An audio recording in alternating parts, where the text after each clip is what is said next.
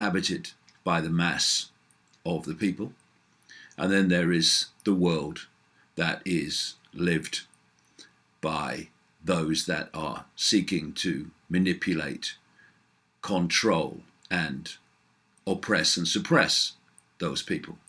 And those worlds are just not the same. I don't mean that one group is fantastically wealthy compared with the vast overwhelming majority of the rest. That's two worlds in itself.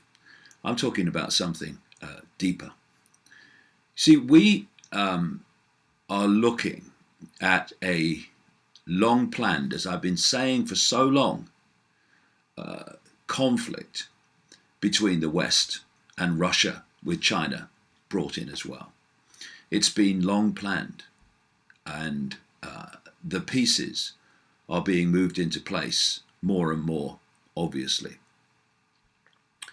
Now, imagine the mentality that it takes to coldly plan and manipulate a conflict that will cause fantastic, monumental death and destruction if it reached the level that they want. What would you need to do that? You would need a complete inability to feel compassion and to feel empathy with those you are going to kill, maim, and make suffer. And yet, we have at least two precedents for it in World War One and World War Two that were both, as my books and others have explained in detail, were both long planned and didn't break out by accident or random chance.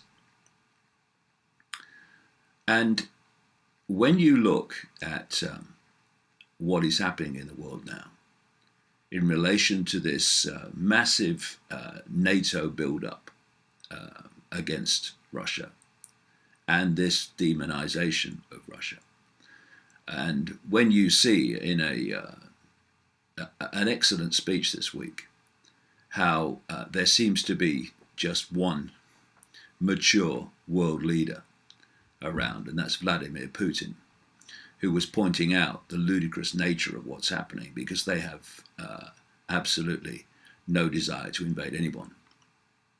And there is no evidence that that is the case. All we have is rhetoric and well, outright lies and propaganda from the leadership of the West. So here we have this obvious attempt to trigger a war with all the human and environmental consequences. What kind of mentality could possibly envisage that, let alone plan it and want it and seek to make it happen? Well, that brings us to Halloween. This is like Christmas, a great example of these two worlds that I'm talking about. To most people, not least in the United States, but wider afield now, Halloween is a bit of fun. It's when kids go around the doors, trick and treating, and they dress up as ghosts and monsters, and you have this apple bobbing and all this other stuff that goes on. And in the United States, it's become the second most profitable festival in the year, second only to Christmas in the amount of money that's generated. But Christmas and Halloween have a much deeper significance and certainly so to this hidden hand, this other world of interbreeding bloodlines and their gophers that are manipulating world events and have been doing so for literally thousands of years. Christmas, for instance, is really Saturnalia. Saturnalia was a festival in ancient Rome during the Roman Empire, in the run-up to what we now call Christmas. They gave each other presents at this time. They decorated trees. They hung holly, a sacred plant tree to Saturn. And Saturn was the great god of Rome, hence Saturnalia. This was a festival to the god Saturn. And like so many other pagan festivals, Christianity, when it came along, which of course came out of Rome, they decided that they could get new recruits easier. Well, this is one reason for it. There are others. If they just took over the pagan festivals and called them a different name. So eventually Saturnalia became our Christmas, and the alleged birth date of Jesus Christ, who is just another symbolic figure in a story that's been told over and over again throughout the ages and endless different cultures, each time just put into another historical setting with another name for the hero. But to this other world of these bloodlines and the world of Satanists, which these bloodlines are in their inner circle, Christmas is still Saturnalia. It's still a time of human sacrifice.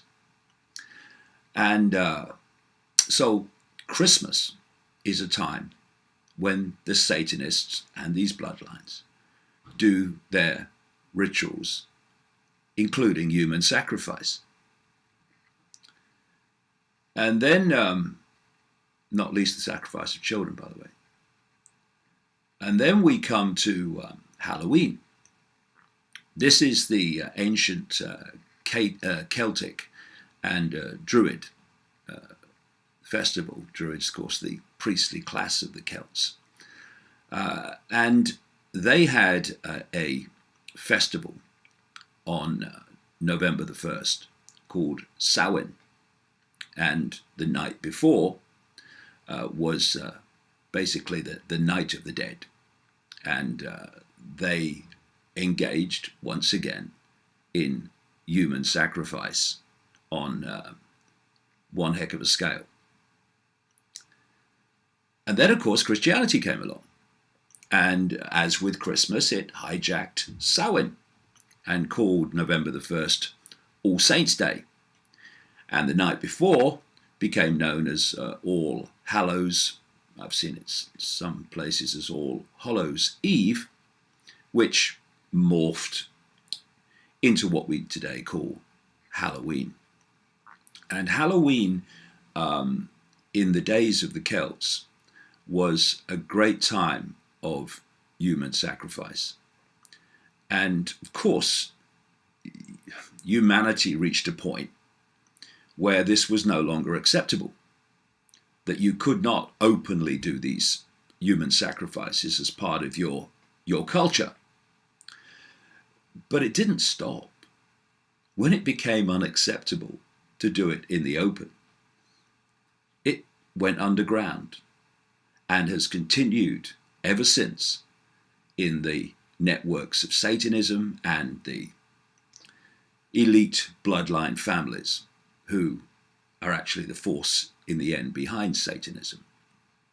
Satanism, where they worship their unseen, malevolent, demonic, quote, gods. and they sacrifice to these gods. And, we have this theme where the ancients used to sacrifice young virgins to the gods. Young virgins is just code, symbolism for children. And Halloween, while kids around, particularly the Western world, are engaging in trick-or-treating and dressing up as ghosts and monsters, while they're doing that and having their fun in that side of Halloween, in the shadows, phenomenal numbers of children are being sacrificed by these crazies, these psychopaths beyond words. And people might say, well, hold on, where do all the children come from? Well, if you perceive the number of children that go missing in the world every year by the number of missing children stories you see on the news, then you are massively, beyond words, missing the plot. Extraordinary numbers of children go missing worldwide every year, never to be seen again, at least officially. Now, not all of those children end up with the Satanists, but a significant number do. And these are where the sacrifices come from. And so often, a lot of these children are brought up in these cults specifically for sacrifice. And therefore, they operate in their own bubble outside of mainstream society, often with the connivance of those in authority who connect into these satanic networks. And so a lot of children that are sacrificed have never actually been officially registered as existing. They have people in these satanic cults they call breeders, women called breeders, who are held in captivity and give birth to children who are then sacrificed, babies that are then sacrificed, sometimes even fetuses that are aborted and then used in sacrifice. I think I mentioned earlier that there are two worlds in our reality.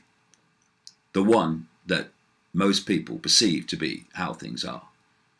But there's another one that is so horrifically different to that those in the world of the general population will overwhelmingly say, that's rubbish, that's nonsense, that can't be happening.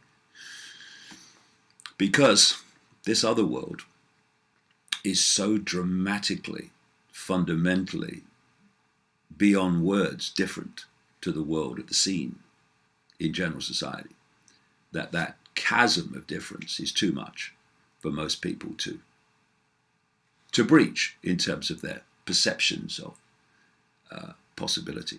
And also connected to this whole area of child abuse is this whole paedophilia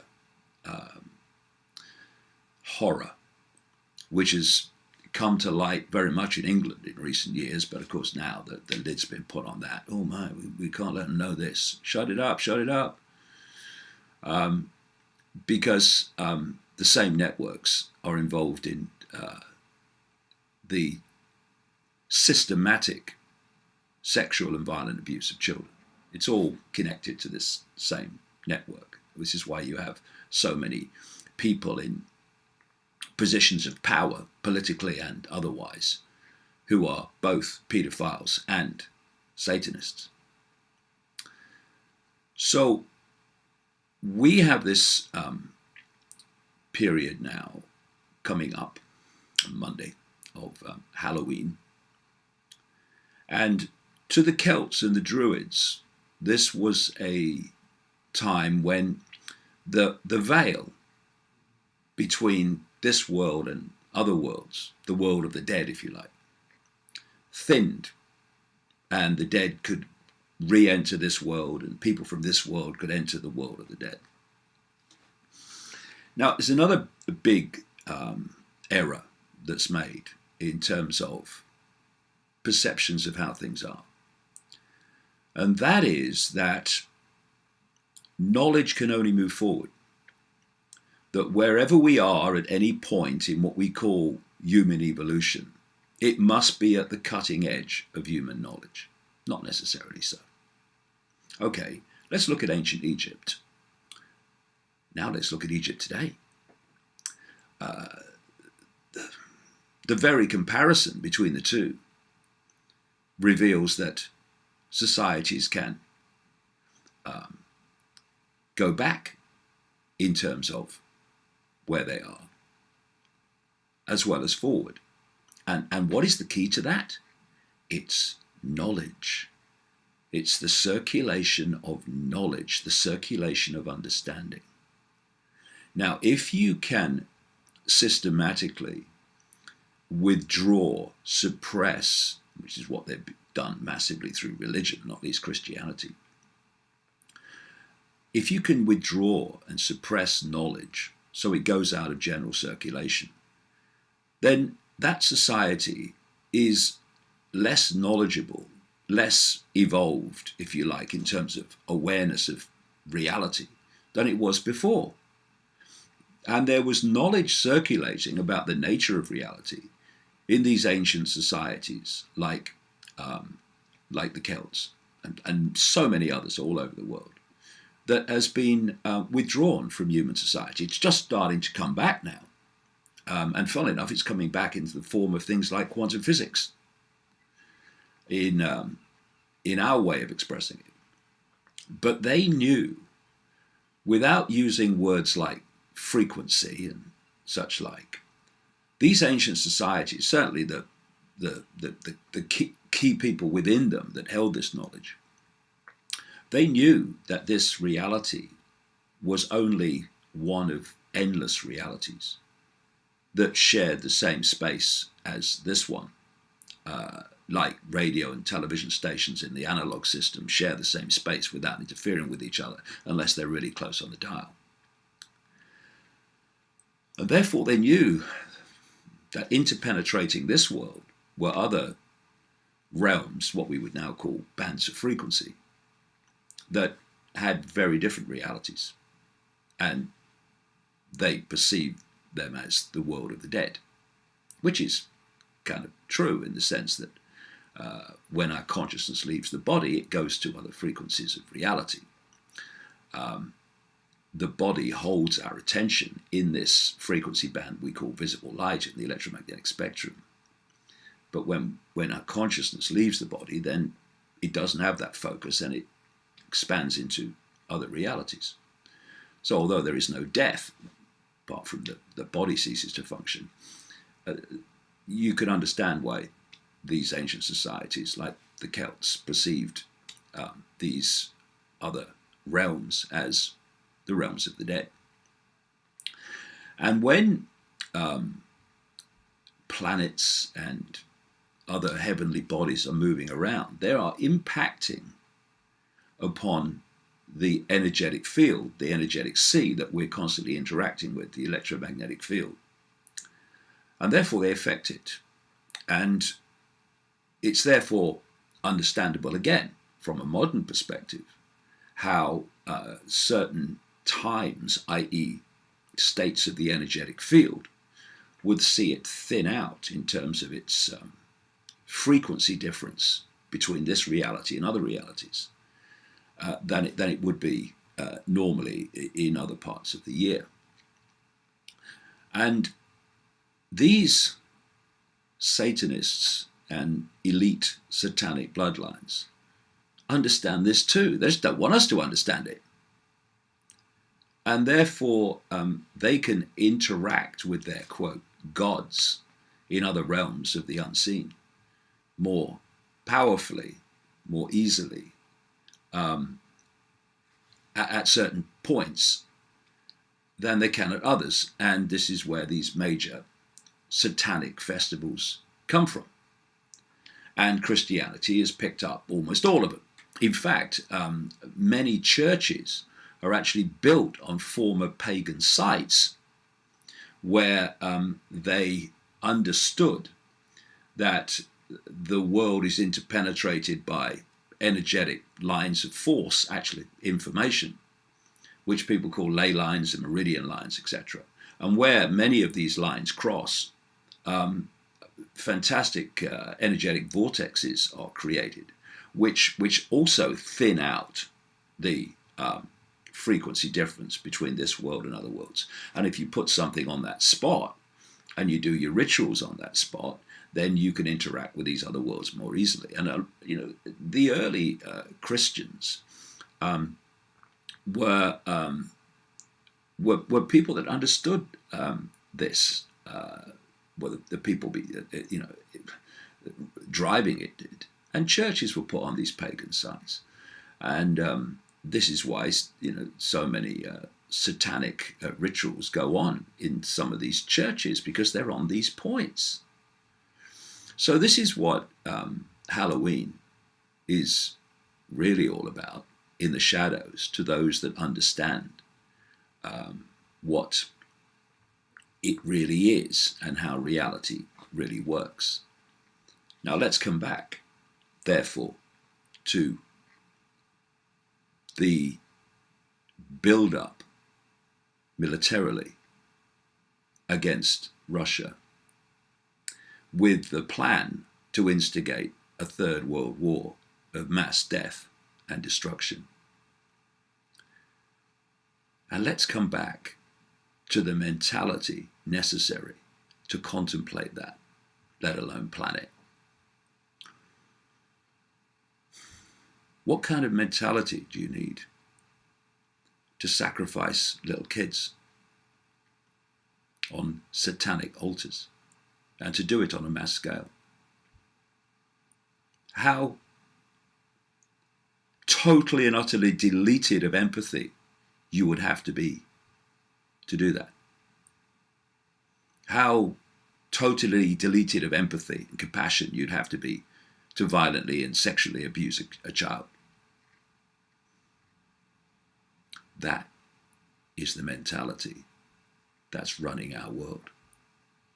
That is the mentality that has no problem with mass bombing Libya to save the civilians from violence, with instigating what happened in Libya, with instigating what happened in Syria, and invading Iraq on a lie, with instigating what has unfolded in Afghanistan.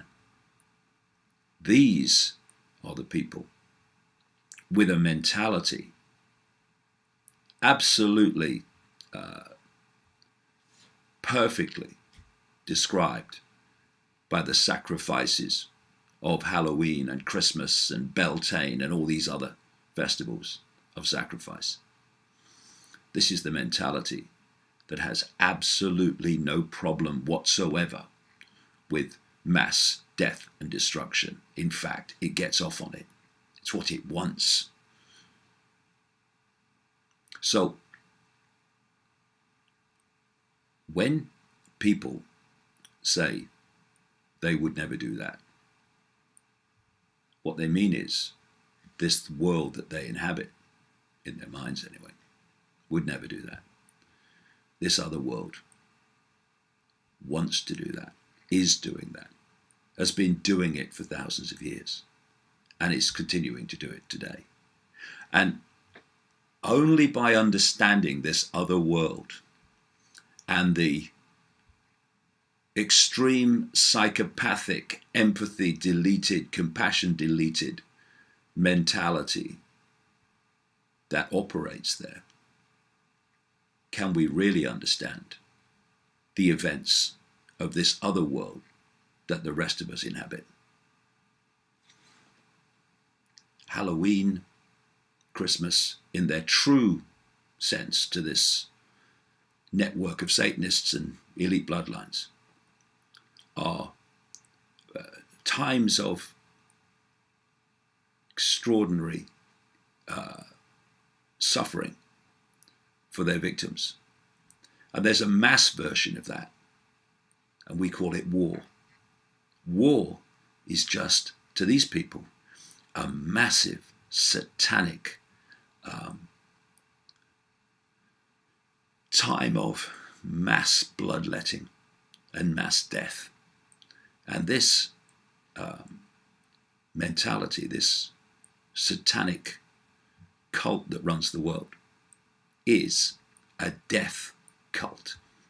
And you can understand so many things in the world of the scene when you understand this other world that drives the world of the scene. This is a story from this week, Wiped Out, and it's all our fault. Excuse me.